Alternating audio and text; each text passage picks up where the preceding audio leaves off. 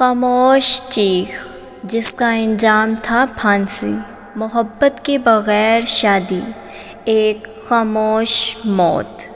کبھی کبھی انسان زندہ رہتے ہوئے بھی مر جاتا ہے۔ عالیہ بھی مر چکی تھی، بس سانسیں باقی تھی۔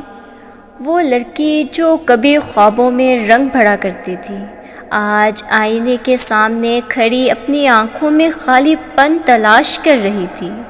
شادی اس کی مرضی سے نہیں ہوئی تھی، اور اب وہ ہر دن، ہر لمحہ ایک ایسے شخص کے ساتھ گزار رہی تھی جسے وہ صرف برداشت کر رہی تھی، محبت نہیں۔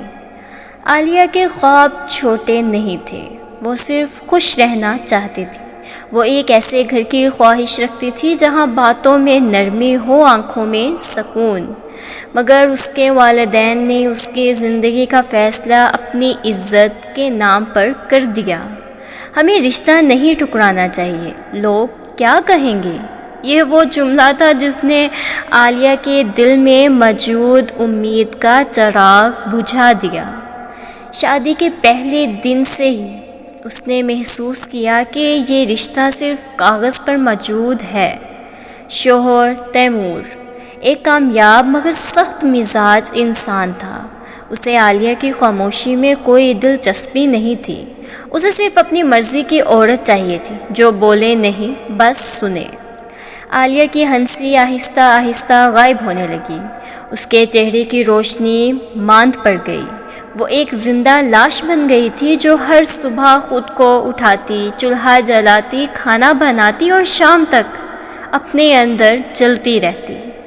راتوں کو وہ اپنی ڈائری کھولتی جہاں وہ خود سے باتیں کرتی۔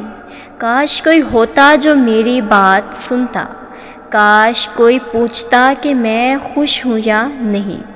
ایک رات تیمور نے اس کی ڈائری دیکھ لی، صفحہ کھولا۔ میں اب تھک چکی ہوں، شاید مر جانا ہی سکون ہے۔ تیمور نے ڈائری بند کی، مگر کچھ نہیں کہا، نہ غصہ، نہ افسوس، نہ احساس، صرف خاموشی۔ اس رات عالیہ بہت روئی۔ اسے لگا جیسے اس کا آخری سہارا بھی چھن گیا۔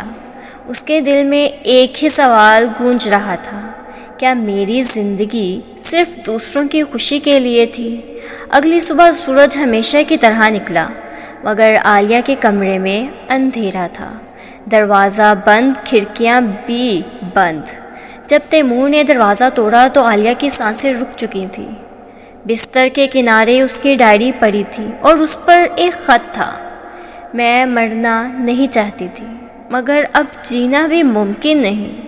میری خاموشی تمہیں کبھی سنائی نہیں دی، مگر شاید اب میری خاموشی چیخ بن کر تمہارے کانوں میں گونجے۔ خدا حافظ عالیہ۔ پورا گھر سناٹے میں ڈوب گیا۔ عالیہ کے جنازے پر لوگ افسوس کر رہے تھے، مگر کسی نے یہ نہیں پوچھا کہ اسے آخر کیا چیز، کون سا ایسا اس کے ساتھ حادثہ پیش آیا جس سے وہ مر گئی۔ شاید وہ محبت کی بھوک تھی، شاید تنہائی، یا شاید وہ لفظ عزت جس کے نام پر اس کی زندگی قربان کر دی گئی۔